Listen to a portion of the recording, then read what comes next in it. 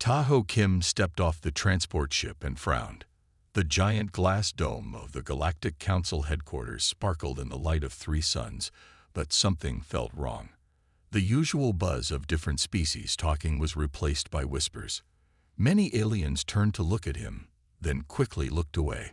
"Senior Diplomat Kim," the voice called. It was Summi Park, his young assistant. Her face looked worried as she rushed toward him. "What's happening?" Tahoe asked. "Everyone is acting strange." Summi handed him a small digital tablet. "This started going around last night. It's bad." Tahoe looked at the screen and felt his stomach drop. The title read, "Petition for immediate renewal of humans from the Galactic Council." "How many signatures?" he asked quietly. 43 species so far," Summi said. "That's almost half the council." Tahoe took a deep breath. Humans had only been part of the Galactic Council for 30 years. They were still the newest members of the 87 spacefaring civilizations that made up the greatest alliance in the known universe. "Who started this?" Tahoe asked, walking quickly toward the human embassy. Aliens of all shapes and sizes moved out of his way, some looking at him with pity, others with clear dislike. "The Draconis Confederation," Summi said, struggling to keep up with his long strides. "Ambassador Hawk personally presented it to the High Council yesterday while you were traveling back from Earth." Tahoe stopped walking. The Draconis were one of the oldest species in the galaxy. They had been part of the Council since its beginning over 4,000 years ago. Their word carried enormous weight. "What reasons do they give?" Tahoe asked. Summi scrolled through the petition. "They call humans unpredictable and disruptive. They say we ignore traditional protocols and challenge established wisdom without proper respect." Tahoe almost laughed. "So we're being kicked out because we ask too many questions." "There's more," Summi said. "They list 17 incidents in the past 5 years where humans supposedly caused problems." Tahoe remembered most of those incidents, like when human scientist Doyun had questioned the Draconis energy policy, or when Commander Juwu had suggested changes to space traffic rules. Each time, humans were just trying to help or improve things. As they reached the human embassy, a tall blue alien with 4 arms blocked their path. "Senior Diplomat Kim," the alien said in the common galactic language. "I am Assistant Chair Kroon from Regulatory Affairs. The High Council requests your presence immediately." Tahoe looked at Summi, who nodded slightly. This was happening faster than expected. "May I bring my attaché?" Tahoe asked. "Only senior representatives," Kroon answered. "The session begins in 20 minutes. This is a formal hearing." After Kroon left, Tahoe turned to Summi. "I need you to contact Earth right away. Then find Juwu and tell him to put our security team on alert. Something isn't right about this." "What do you mean?" Summi asked. "The Draconis have never cared about humans before," Tahoe said. "Why start now? And why push for our removal so suddenly?" Summi's eyes widened. "You think there's something else behind this?" Tahoe nodded. "The last 3 species who joined the Council all left within 50 years, and no one talks about them anymore." "What happened to them?" Summi asked. "That's what I want you to find out," Tahoe said, straightening his diplomatic uniform. "I'll handle the Council. You start digging into the archives. Look for anything about those species and why they left." As Tahoe walked toward the great council chamber, he couldn't shake the feeling that this petition wasn't really about humans being disruptive. It was about something humans had that the Draconis feared. Summi Park sat alone in the dim light of the archive room. Screens floated in the air around her, showing old records from the Galactic Council's history. Her eyes burned from reading for 6 hours straight, but she couldn't stop now. "Computer, show me all records of species that joined the Council and then left within 50 years, she said. The computer beeped. 3 results found. The Malorians joined 267 years ago, left after 42 years. The Jaxites joined 156 years ago, left after 37 years. The Vosk joined 89 years ago, left after 31 years. Summi frowned. Show me the official reasons for their departure. 3 documents appeared. Each one used almost the same words. Irreconcilable differences in governance philosophy. That was too neat, too similar. Show me any records of these species after they left the council, Summi said. The computer was silent for a moment. No official records found. That was strange. How could 3 spacefaring civilizations just disappear? Show me unofficial records, personal journals, or news reports mentioning these species after they left. Searching. 1 result found. Personal Journal of Ambassador Lorik, entry date, 87 years ago, 2 years after the Vosk departure. Summi leaned forward. Display entry. The words appeared. Asterisk troubling news from the Outer Rim. Attempted to contact Vosk homeworld regarding our shared research. No response for 3 months. Sent probe today. Will update when data returns. Asterisk. Show next entry, Summi said. Asterisk probe data received. Vosk homeworld appears abandoned. No signals, no space traffic. Mentioned this to Draconis Ambassador Vril, who suggested the Vosk likely relocated to their colony worlds. When I asked for coordinates to these colonies, he changed the subject. Something feels wrong. Asterisk. Final entry regarding Vosk, the computer said. Asterisk. My request to form a search committee for the Vosk was denied by the High Council. Draconis representatives led the opposition. When I tried to access my earlier communications with Vosk scientists, I found them erased from the system. This cannot be coincidence. I fear the same happened to the Malorians and Jaxites. I've saved this journal separate from the main system and asterisk. The entry ended there. Computer, what happened to Ambassador Lorik? Summi asked. Ambassador Lorik resigned his position 1 day after this entry. No further records exist. A chill ran down Summi's spine. She downloaded all the information to her secure tablet and quickly left the archive room. In the human embassy, Tahoe paced back and forth. The council hearing had gone badly. More species had signed the petition, bringing the total to 51. The door slid open and Summi rushed in, face pale. You found something, Tahoe said. Summi nodded and placed her tablet on the table. Images and text projected into the air. 3 species joined and left the council before us. After they left, they vanished completely, she explained. No trade records, no communications, nothing. It's like they never existed. Tahoe sat down slowly. And you think the same will happen to us if we're forced out? Look at these, Summi said, showing the journal entries. Ambassador Lorik suspected something, then suddenly resigned. Or was forced to resign, Tahoe muttered. There's more, Summi said. I found patterns in when these species were targeted. Each time, they had just made a technological breakthrough. The Malorians developed faster-than-light communication. The Jaxites created new medicine.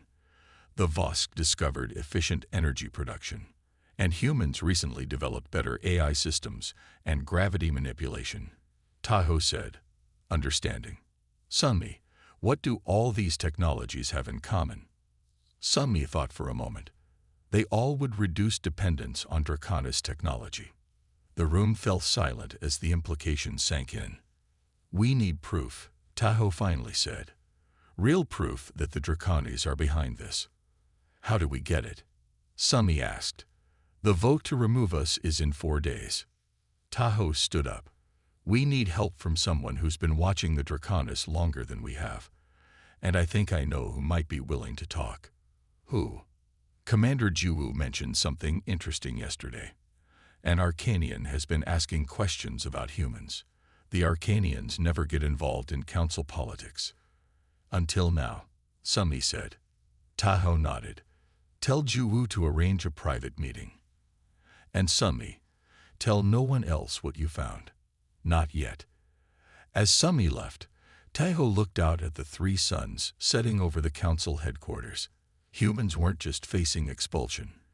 They were facing extinction. Commander Zhu Li checked his weapon one more time before entering the lower levels of the station. This area, filled with shops and small restaurants, was where many different alien species mixed freely. The perfect place for a secret meeting. He spotted the place, a small cave tucked between two larger stores. Inside, most tables were empty. In the far corner sat a figure in a great hood. Zhu walked over and sat down across from the hooded alien. "I was told you wanted to talk about humans." The alien pulled back its hood. Zhu tried not to stare. Arcanians rarely showed themselves in public. This one had pale silver skin that seemed to shimmer. Its eyes were large and completely black. "My name is Ryun," the Arcanian said in a soft voice. "Thank you for meeting me, Commander Li." "How do you know my name?" Zhu asked. Ryun's mouth curved slightly. "The Arcanians have been watching. We always watch." "Why?"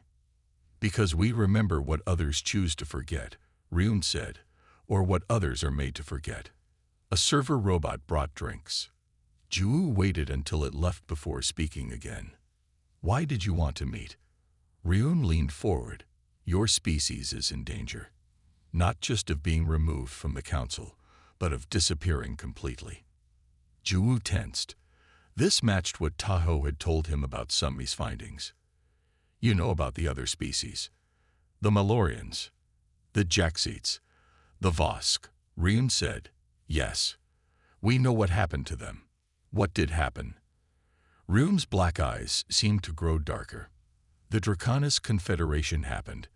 They have been eliminating potential competitors for centuries." "But why?" Zhu asked. "The galaxy is big enough for everyone." "Not for the Draconis," Ryun said. "They do not want to share power. Any species that develops too quickly becomes a target." Zhu thought about this.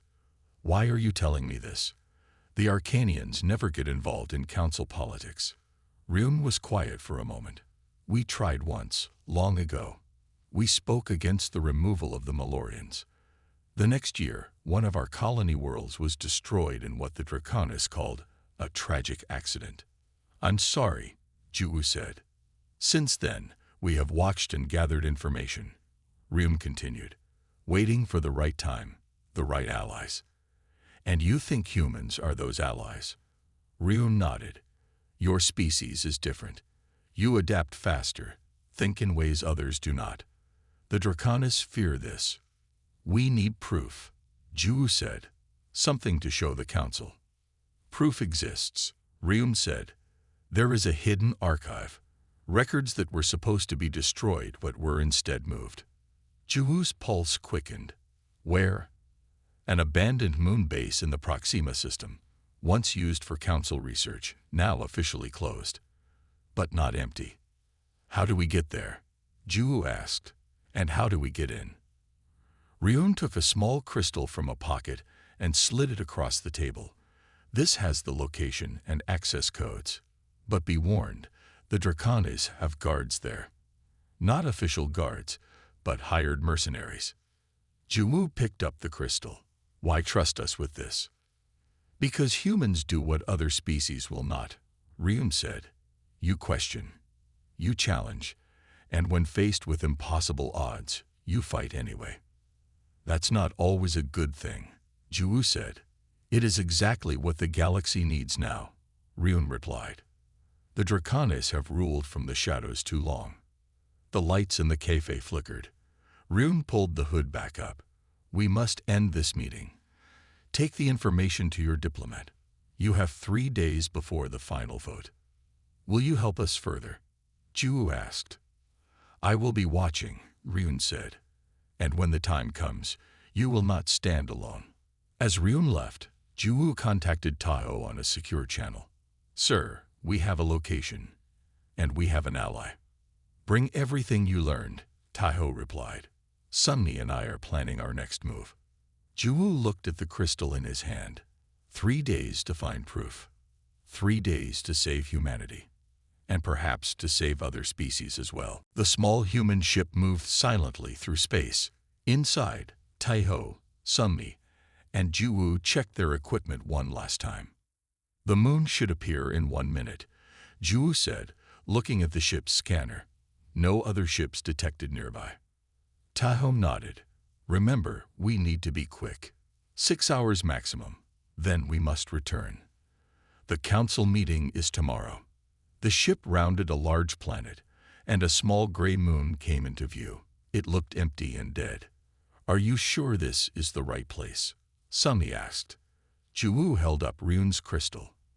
The coordinates matched perfectly. They landed in a flat area near what looked like an old entrance.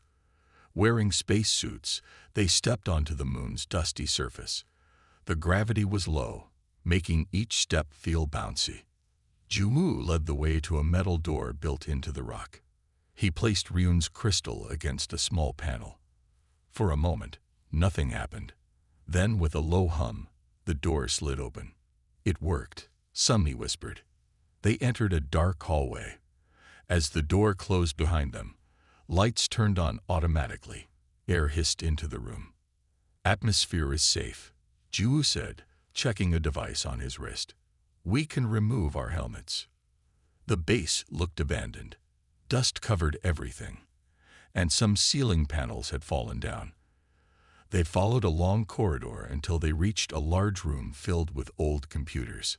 This must be the archive, Taho said. Sunmi went to the main computer and turned it on. After a few minutes of work, she smiled. I'm in. The system is old but still working. Look for anything about the species that disappeared, Taho said. And anything about humans. Sunmi's fingers moved quickly over the keyboard. Files appeared on the screen, most with the Draconis symbol on them. These are Draconis research files, she said, not official council records. She opened one file, and they all stared at what they saw. It showed detailed studies of alien biology. The pictures and information were about Malorians. They were studying them. Juwu asked. Not just studying, Sunmi said, her voice shaking. Look at this. She opened another file. These are records of biological material taken from each species, tissue samples, blood, DNA. They were harvesting them, Taho said quietly. But why?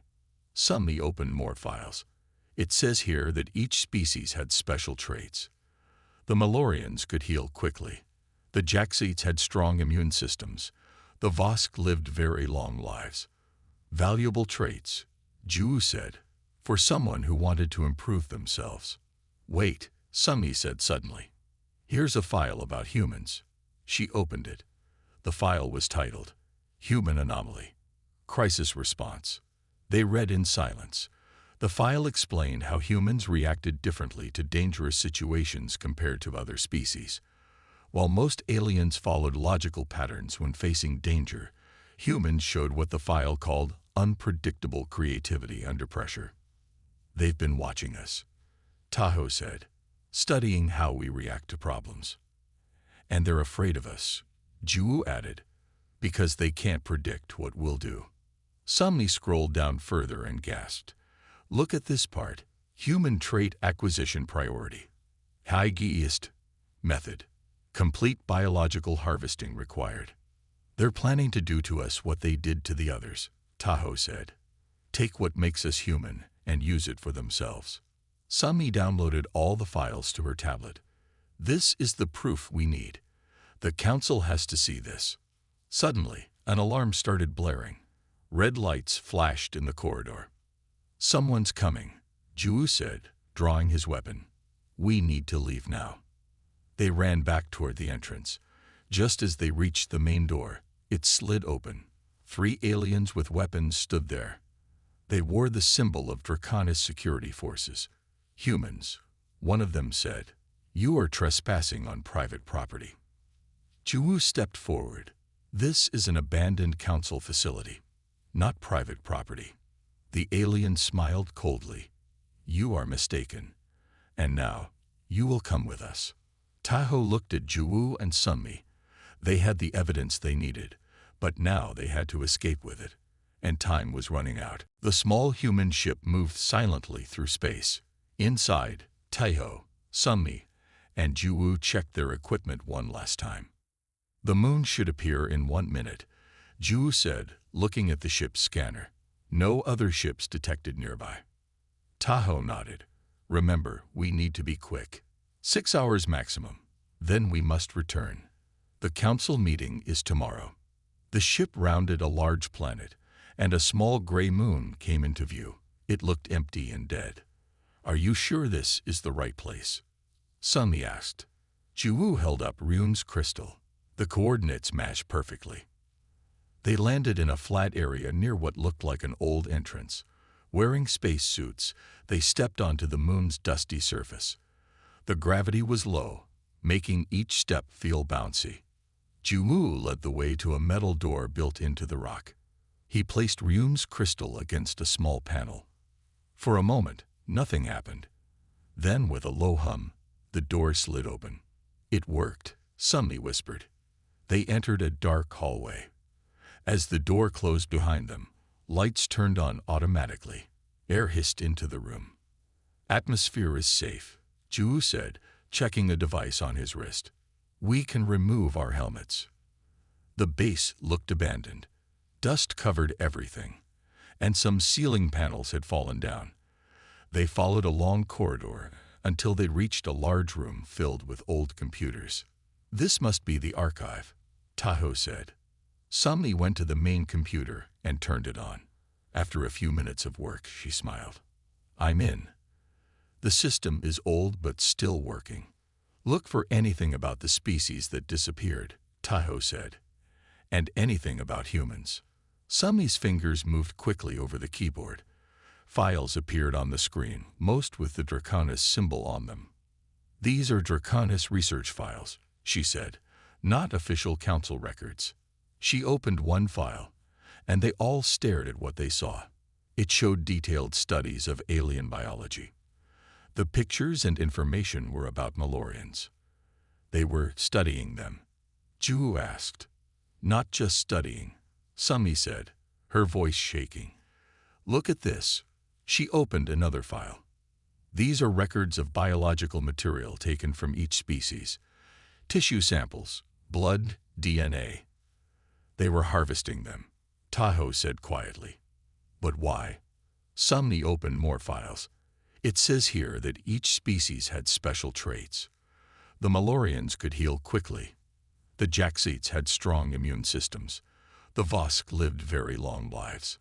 Valuable traits, Juwu said, for someone who wanted to improve themselves. Wait, Sunmi said suddenly. Here's a file about humans. She opened it. The file was titled, Human Anomaly. Crisis Response. They read in silence.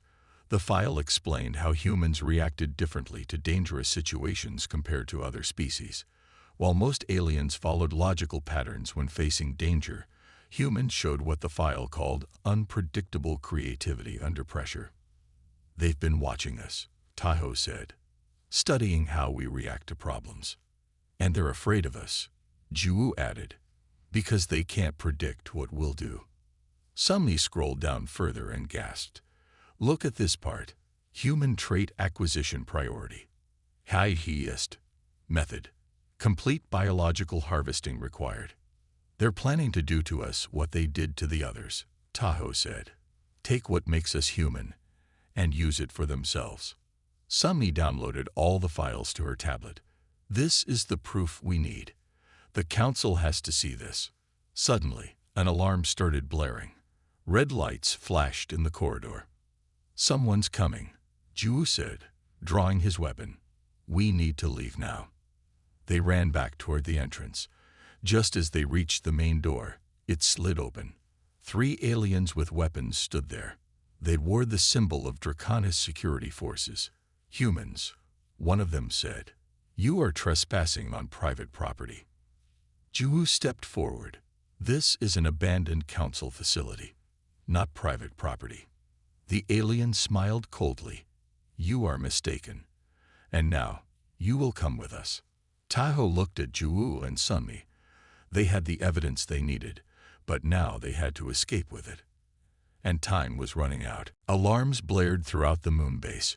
Red emergency lights flashed as Taiho, Sumi, and Ju ran down the corridor, with 3 Arcanian fighters leading the way. "This way," the lead Arcanian said, pointing to a narrow passage. "Your ship is still there, but more Draconis guards are coming." Ju checked his weapon. "How many?" "At least 20, the Arcanian replied. "We can hold them off while you reach your ship." Sumi clutched her tablet tightly. "All the evidence is here. We need to get it to the council before the vote tomorrow." They turned a corner and saw the exit door ahead. Just then, a blast hit the wall next to them. 5 Draconis guards had appeared behind them. "Go," shouted one of the Arcanians, turning to fire back. "We will cover you." Tahoe, Sumi, and Ju sprinted toward the exit. More shots flew past them. One hit Tahoe in the shoulder, spinning him around. "Tahoe!" Sumi cried, stopping to help him. "Keep going," Tahoe said through gritted teeth. "The evidence is what matters." Ju helped Tahoe up, and they stumbled toward the exit. The Arcanians were fighting fiercely, but more Draconis guards kept coming. They reached the door. Ju placed Ryum's crystal on the panel, and the door slid open. Cold space air rushed in as they put their helmets back on. The 3 humans stepped out onto the moon's surface. "There's the ship," Ju said, pointing to where they had landed. "Just 200 meters." They moved as fast as they could in the low gravity, bounding across the dusty surface. Behind them, flashes of light showed the battle still raging inside the base. "Almost there," Sumi said. Suddenly, a large ship appeared in the sky above them. It was a Draconis military vessel, much bigger than their small ship. "They're going to block our escape," Ju said. The big ship fired a shot. It hit near their small ship, making the ground shake. Another shot would destroy their only way off the moon. "We need a new plan," Tahoe said, holding his injured shoulder. Sumi looked at her tablet, then at the Draconis ship. "Wait, I have an idea." She turned to Ju. "The files I downloaded included Draconis ship codes. If I can send the right signal, maybe I can confuse their systems." "Can you do that from here?" Tahoe asked. "I need to be closer to our ship," Sumi said. "I can use its communication system." More shots came from the base behind them. Some of the Draconis guards had made it outside and were firing at them. "I'll draw their fire," Ju said. "You 2 get to the ship." Before they could argue, Ju ran in a different direction, firing his weapon to get the guards' attention. The guards turned and chased him. Tahoe and Sumi reached their ship and climbed inside. Sumi went straight to the control panel and connected her tablet. "Hurry," Tahoe said, watching through the window as Ju dodged shots from the guards. The big Draconis ship was moving into position above them. Sumi's fingers flew over the controls, sending signal now. For a moment, nothing happened. Then the Draconis ship's lights flickered. It drifted sideways, its weapon systems going dark. "It worked," Sumi exclaimed. "Their systems are confused, but it won't last long." "Get Ju," Tahoe said. Sumi used the ship's speaker to call out to Ju. He turned and ran toward them, still dodging shots from the guards. Just as Ju reached the ship, another explosion rocked the base. The door they had come through burst open, and the 3 Arcanians emerged, running toward them. "Let them in," Tahoe ordered. The ship's door opened. Ju and the Arcanians jumped inside, and the door closed behind them. "Go, go," Ju shouted. Sumi started the engines. The ship lifted off just as the Draconis guards reached their position. Above them, the big ship was beginning to recover from Sumi's hack. "We need to get back to the council," Tahoe said. "The vote is in 12 hours. As their ship accelerated away from the moon, one of the Arcanians approached Tahoe. "Ryum sent a message," the Arcanian said. "The Draconis have moved the vote up. It starts in 4 hours. Tahoe, Ju, and Sumi looked at each other in alarm.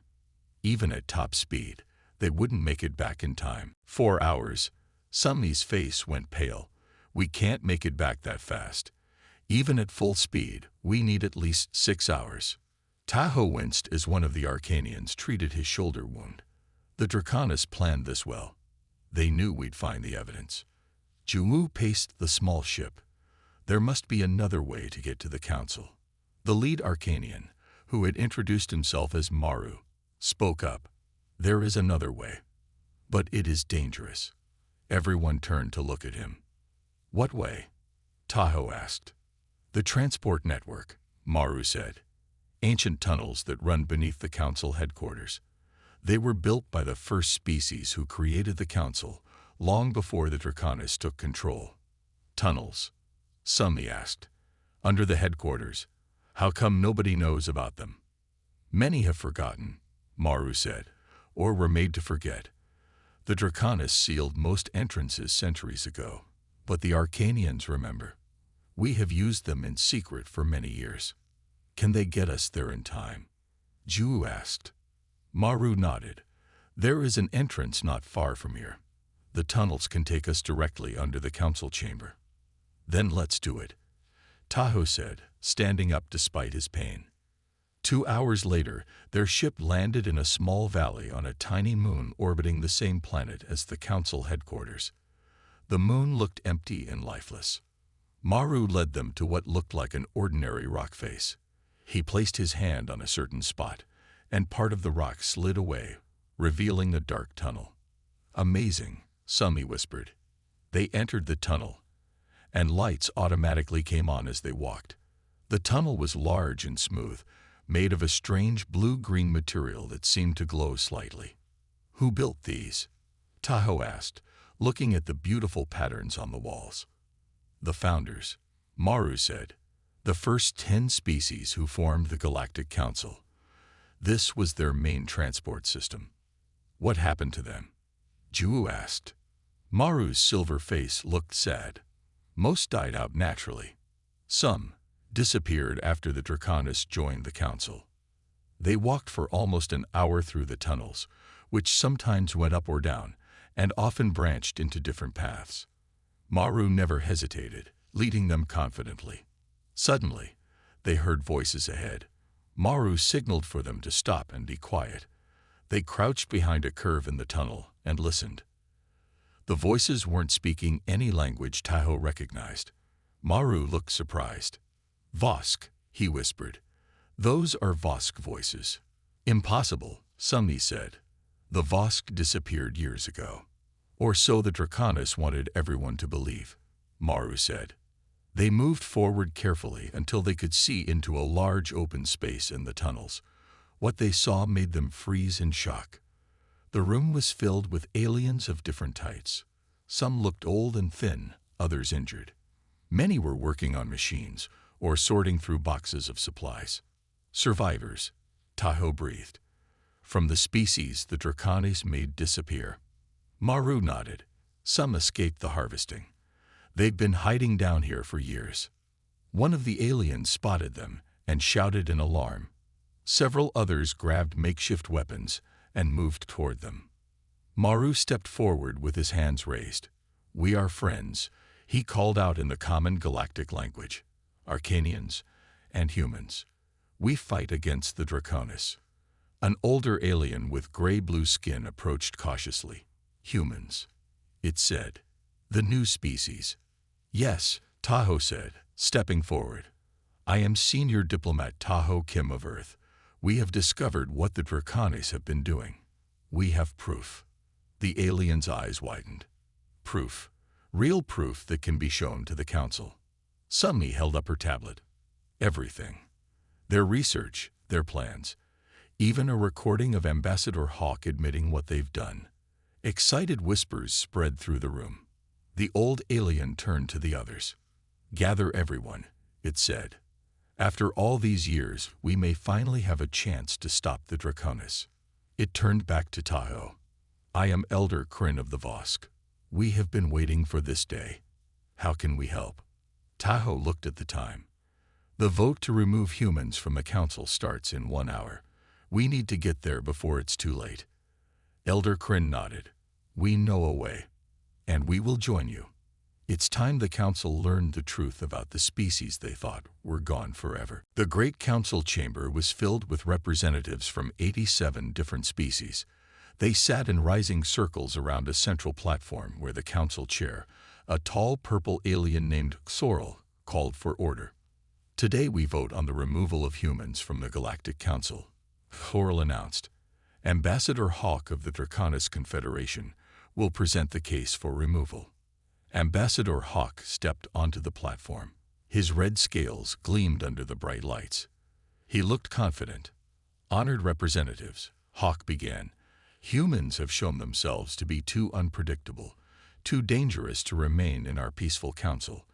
Their actions threaten the stability we have maintained for thousands of years. Below the chamber, in the ancient tunnels, Tahoe, Summi, and Juwu followed Elder Kryn and Maru through a narrow passage. Behind them came 20 survivors from the Malorians, Jaxites, and Vosk species. The access point is just ahead, Elder Kryn whispered.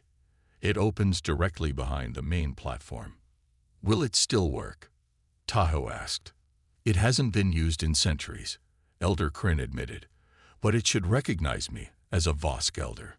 Above them, Hawk continued his speech. Humans question our traditions without understanding them. They propose changes without considering the consequences. 59 species have signed the petition for their removal. I urge the rest of you to join us in this vote. Elder Kryn reached a small door covered in dust. He placed his hand on a worn panel beside it. For a moment, nothing happened. Then, with a soft hum, the panel glowed blue. It works, Elder Kryn said with surprise. Now we must time our entrance carefully. In the chamber, Xorl spoke again. Are there any who wish to speak in defense of the humans before we vote? The room was silent. No one stood. Very well, Xorl said. As no defense is offered, we will proceed to the vote. Suddenly, a section of the wall behind the platform slid open. Everyone in the chamber turned to look. Gasps and shouts filled the room as Tahoe stepped out, followed by Summi and Juwu. I would like to speak in defense of humanity, Tahoe said loudly. Ambassador Hawk's yellow eyes widened in shock. This is an outrage. An illegal entrance. Guards, remove them. Wait, Tahoe called out. Before you vote, you must see the evidence we have discovered. Evidence of why the Draconis really want humans removed. Security guards moved toward them, but stopped when more figures emerged from the hidden door. The room erupted in chaos as representatives recognized the supposedly extinct species. Impossible. One alien shouted. The Vosk. The Malorians? They disappeared years ago. Elder Kryn stepped forward. We did not disappear. We were hunted, harvested by the Draconis after you voted to remove us from your protection. Xorl banged a gavel for order. These claims are serious. Do you have proof? We do, Summi said, activating her tablet. A large screen above the platform came to life, showing the files they had found in the secret archive. These are Draconis research files, Summi explained. They show how they studied and harvested the species you thought had left peacefully. The chamber grew quiet as the evidence appeared on screen. Images of laboratories, biological samples, and detailed notes about extracting traits from different species. Then came Tahoe's recording of Hawk admitting everything. Hawk's voice filled the chamber. The Council has many rules about how species must treat each other, but once a species is removed, those rules no longer apply. All eyes turned to Ambassador Hawk, who was backing away toward another exit. Stop him, Juwu shouted. But before the guards could reach him, Xorl spoke. Let him go. He will not get far. To everyone's surprise, Xorl's purple skin began to change, shifting to reveal red scales underneath. The council chair was a Draconis in disguise. Another trick, Tahoe exclaimed. Guards surrounded them, weapons drawn. The survivors from the tunnels moved to protect the humans. Did you really think it would be so easy? The false Xorl asked.